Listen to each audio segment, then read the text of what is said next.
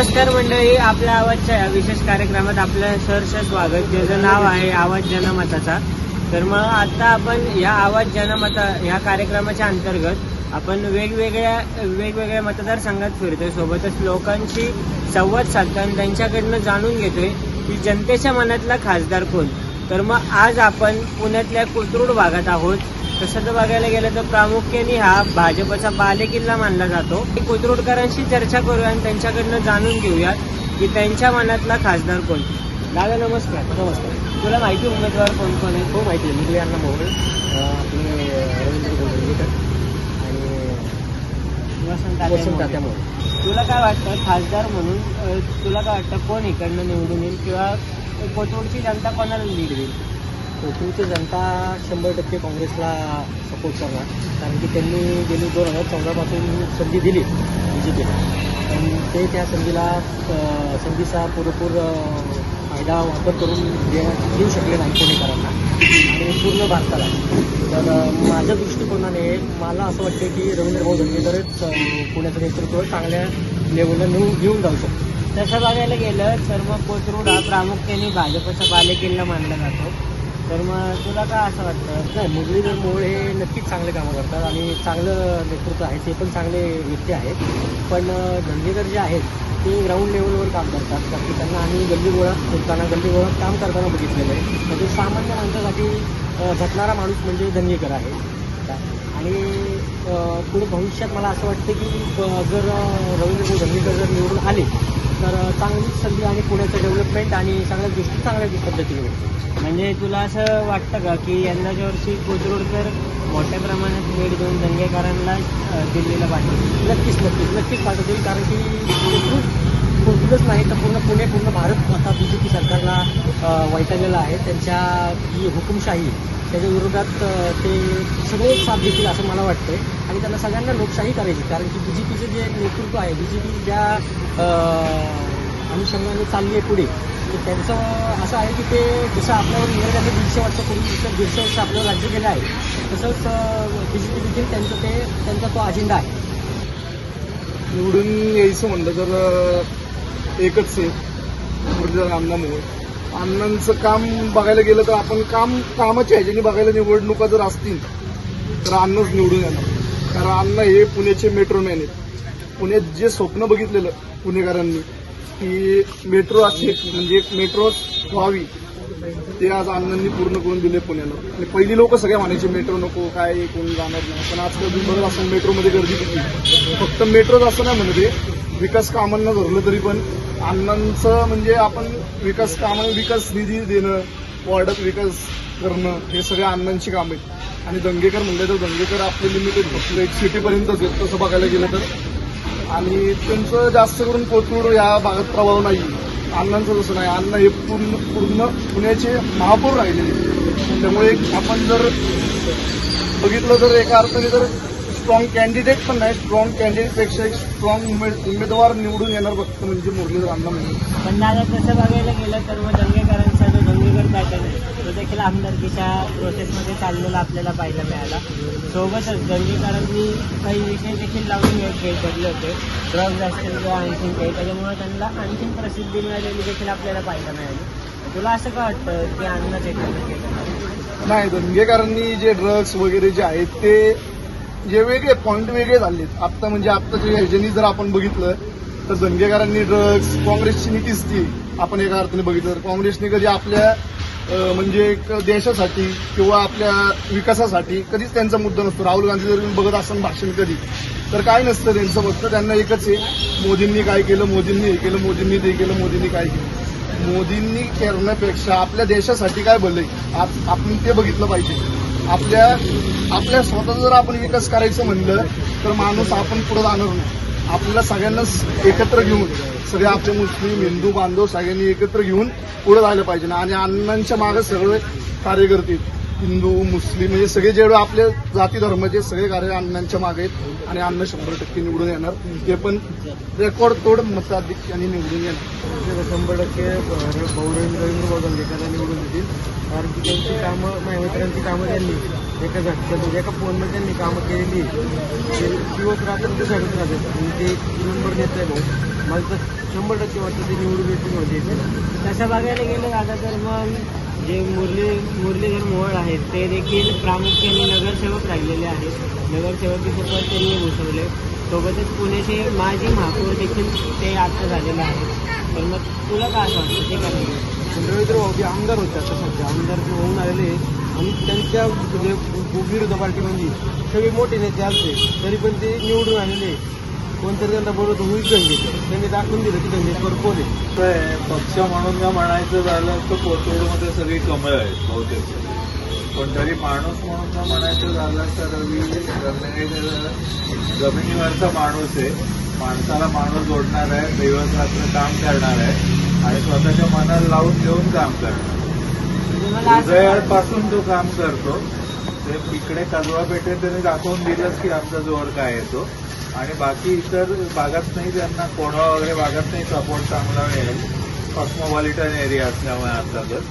कोथरूडमधून सुद्धा त्यांना सपोर्ट मिळेल कारण त्यांच्या विचारसरणीची अनेक मित्र आता आम्ही त्यांचे मित्रच होत तसं म्हणायचं. तेच येणं अपेक्षित आहे. आम्ही कामही त्याच्याच यांनी करतो. म्हणजे प्रामुख्याने कोथरूडची जनता जी आहे ती रवी दंगेकरांना कदाचित होईल, पाठवू शकते. कदाचित तेही होईल कारण इथे कमळ जरी असली तरी कदाचित दुसरं सुद्धा काहीतरी होऊ शकतं. हातालाही साथ देऊ शकतात. तुला काय वाटतं कोण निवडून येईल? तर आमचं ठरलं इथं का बरं रवी दंगेकर सर? ते कामं पण चांगली आहेत. विकास कामाचे पण म्हणजे यंदाच्या वर्षी कोथरूडचं मोठ्या प्रमाणात लीड देऊन दंगेकरांना पाठवू शकतात. पुण्यातून आहे जाती पुण्यातून गेले. भाजपकडनं मुरलीधर मोहोळांना रिंगणात उतरवण्यात आले तर मग काँग्रेसकडनं रवी दंगेकरांना आणि सोबतच जे मनसेचे माजी नेते वसंत तात्या मोरे ते देखील म्हणतात की मी देखील रिंगणात उतरणार आहे. तुला काय वाटतं प्रामुख्याने कोण निवडून येऊ शकतं किंवा इकडची जी जनता आहे कोथरूडची ती कोणाला मतदान देऊन विजयी करते? सध्याच्या काळात जर विचार केला तर मुरलीधर मोहोळांना जास्त चान्स आहे. कारण त्यांनी कोरोना काळात जे आहे ते कार्यसुद्धा खूप सारं केलेलं आहे. आणि जर वसंततात्या मोरेंच्याबद्दल बोलायचं झालं तर त्यांनी जर मनसेच्या चिन्हावरती जर निवडणूक लढवली असती तर वैयक्तिक माझं मत आहे असं की त्यांना जास्त करून त्याचा फायदा झाला असता. सो त्याचा इनडायरेक्टली फायदा जो आहे हा भाजपला होईल.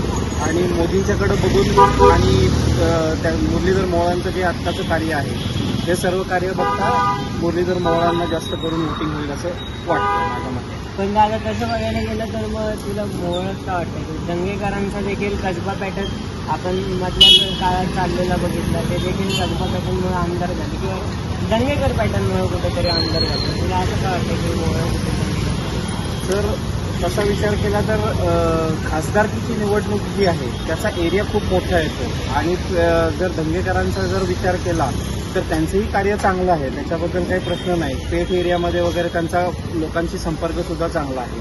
पण एक पेठ एरिया जर फक्त कॅल्क्युलेट केला आणि पुणे पूर्ण एरिया जर कॅल्क्युलेट केला तर त्याच्यामध्ये जर आपण बघितलं तर पुण्याचा एरिया जास्त असल्यामुळं त्याचा फायदा जो आहे हा बीजेपीला जास्त करून होऊ शकतो. कारण त्यांचं कार्य जे आहे हे दंगेकरांचं लिमिटेड एरियापुरतं आहे. पण मुरलीधर मोहोळांचं कसं ते माजी महापौर पण राहिलेले आहेत आणि त्यांचं कोरोना काळातलं जे कार्य लोकांच्यासाठी केलेलं गेलं होतं तर त्याचा इनडायरेक्टली फायदा त्यांना होऊ शकेल असं मला वैयक्तिक वाटतं. पुणेकरांनी आजपर्यंत भाजपवर भरपूर विश्वास ठेवलेला आहे. पुणेकरांनी सुद्धा भाजपवर भरपूर विश्वास ठेवलेला आहे आणि त्याचप्रमाणे देशाने सुद्धा भाजपवर भरपूर विश्वास ठेवलेला आहे. पण 10 वर्षामध्ये त्या विश्वासाला पूर्णपणे तडा जाण्याचं काम, ते विश्वास तोडण्याचं काम आणि तो विश्वास कुठंतरी पूर्णपणे डळमळीत करण्याचं काम या भाजप पक्षाने केलेलं आहे. त्यामुळं देशाची जनता ही सुज्ञ आहे आणि जागी झालेली आहे. ते याच्यापुढे काँग्रेसलाच मतदान करेल. आणि राहिला प्रश्न पुण्याचा, पुण्यामध्ये रवींद्र दंगेकरच निवडून येतील. कारण का रवींद्र दंगेकर यांचं काम हे तळागाळातल्या लहान मुलापासून वयस्करांपासून महिलांपासून सगळ्यांपर्यंत पोहोचलेलं आहे. प्रत्येकाला मदत करणारा माणूस, कार्यकर्ता आणि आमदार जरी असले तरी आमदार ते नंतर लावतात, पण आधी कार्यकर्ता म्हणून लावतात. तर माझ्यातलेच अनेक मित्र आहेत, ओळखीतले आहेत, त्यांचा एका फोनवर त्यांनी काम करण्याचा प्रयत्न केलेला आहे आणि काम झालं सुद्धा. त्यामुळे रवींद्र धंगेकरच पुण्याचे खासदार होणार. पण दादा तसं बघायला गेलं तर मग प्रामुख्याने कोथरूडमध्ये असं देखील चित्र दिसतं की जे विरोधी नेते आहेत रवींद्र धंगेकरांच्या, मुरलीधर मोहोळ, त्यांनी बरीचशी पदं इथं भूषवलेली आहेत. जसं की कोथरूडमुळेच कुठेतरी ते महापौर झाले, त्यानंतर कोथरूडमधलं नगरसेवक असं पद, अशी बरीचशी पदं त्यांनी कोथरूडमध्ये भूषवली. ते का नाही येऊ शकत का?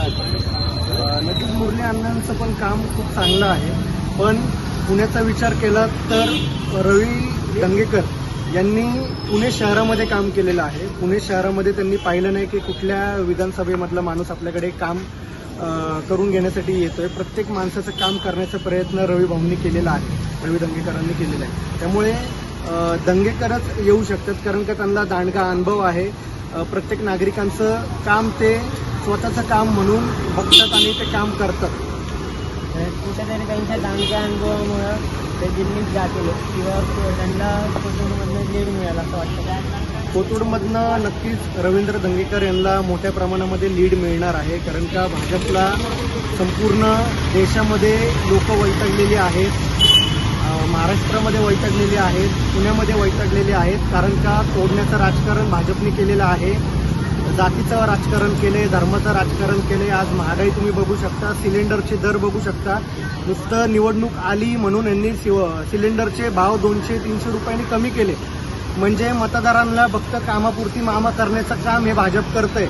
एकदा का निवडणूक झाली आणि चुकून माकून जर हे सत्तेमध्ये आले भाजपवाले, तर हे सिलेंडरची किंमत आहे 1500वर जाणार आहे, ते तुम्ही लिहून ठेवा. आज तुम्ही पाहिलं तर पेट्रोलची किंमत ही 103 रुपये, डिझेलची किंमत ही 90 रुपये. आणि ज्या सीएनजीकडे नागरिक वळले होते, पेट्रोल डिझेल महाग होतं म्हणून, तर ते सीएनजी पण यांनी 90 पार करण्याचा केलेला आहे. त्यामुळे नागरिकांना सवलतीत पळव करण्याचं काम या भाजप सरकारने केलेलं आहे. जर तुम्ही नोकऱ्यांचा विषय धरला तर आज तरुण फक्त डिग्र्या घेऊन बाहेर पडते, त्यांना नोकरी नाहीये, काही नाहीये.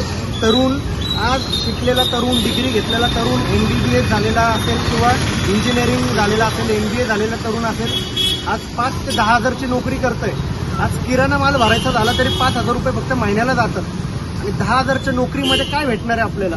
आज तुम्ही तेल बघितलं, 180च्या वर गेलेलं आहे तेलची किंमत, 1 लिटर तेल. दुधाची किंमत पाहिली तर 70 रुपये लिटर दूध झालेलं आहे. साखरेचा रेट पाहिला, चहापत्तीचा रेट पाहिला, प्रत्येक गोष्ट या भाजप सरकारने महाग करून ठेवलेली आहे. त्यामुळे हे जनता आता या भाजप सरकारला बिलकुल माफ करणार नाही. भाजपला धडा शिकवल्याशिवाय राहणार नाही. भाजपचं कमलचं फूल हे एप्रिल फूल आहे, तर 1 एप्रिल हा भाजपचा दिवस म्हणून साजरा केला पाहिजे. भाजपने ज्या प्रकारे जनतेला येड्यात काढण्याचं काम केलेलं आहे, एप्रिल फूल करण्याचं काम केलेलं आहे. संपूर्ण देशभरामध्ये 10 वर्ष एप्रिल फूल या भाजपमुळे साजरा होतोय. आजचे दिन जर तुम्ही पाहिलेत तर सगळीकडे कच्चे दिन करून ठेवलेले आहेत भाजपने. त्यामुळे एप्रिल फूल करणाऱ्या व्यक्तींना पुढच्या 2 महिन्यामध्ये त्यांचा संपूर्ण नागरिक हे कायमचं एप्रिल फूल करणार आहेत, हे आम्हाला मान्य आहे. बोलले अण्णा तर फिक्सच आहे. हे 2 वर्ष अगोदरच फिक्स झाले होते आणि मागच्या वर्षी बापट साहेबांना 1,45,000 लीड होतं कोथरूडमध्ये. तर ह्यावेळेस कमीत कमी 2 लाखाचं लीड भेटेल अण्णांना, कारण आहे कोथरूडकर आहे. आणि धंगेकरचं म्हणताल तर तुम्ही आता लोक आमदारकीला त्या धंगेकरांना म्हणले की ठीक आहे आम्ही तुला आमदारकीला दिलेलं आहे, पण खासदारकीला मोदीच हवे आम्हाला. त्यामुळं लोक तेवढ्यापुरते देऊ शकतात, त्याच्यावर देऊ नाही शकत. कोथरूडमध्ये तर शक्यता कमीच आहे. आणि वसंत तात्यांच्या कसं झालंय, आता पक्ष सोडल्यामुळं कसं झालंय, कुणीच साथ देणार नाही. जे 2 दिवस होते ते ठीक होते, पण आता तर नाही कोण साथ देणार. आणि त्यांचं असं झालंय ते सगळीकडे फिरत आहे पाठिंब्यासाठी, तर तसा पाठिंबा त्यांना भेटणार नाही. कोथरूडमध्ये पण मनसेची जी ताकद आहे ती पण त्यांच्या मागे लावू शकत नाही. जे येणाऱ्या निवडणुकीमध्ये मुरली अण्णा हे फिक्सच आहे.